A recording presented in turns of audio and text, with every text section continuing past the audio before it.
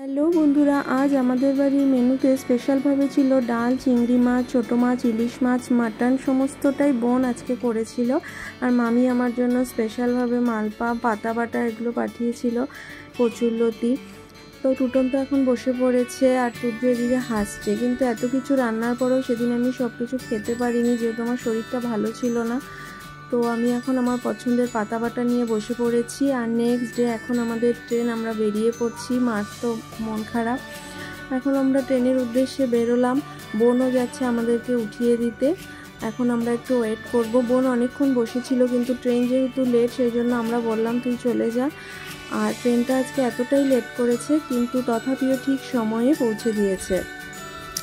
রাজধানীতে আমাদের টিকিট ছিল, এখন আমরা যাচ্ছি। আর তুর্য তো ওঠার পরেই ট্রেনে খাবার দিয়ে দিয়েছে, ও খেয়ে নিয়েছে আর খেয়ে এখন আইসক্রিম খাচ্ছে।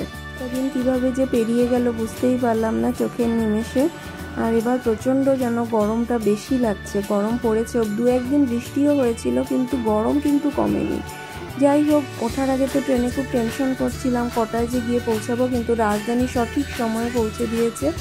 আর আজকে প্রচণ্ড ভিড়, দুটো রাজধানী একসাথে ঢুকেছে। তো আজকের মতন এখানেই ব্লগটা শেষ করছি। Tata, good night.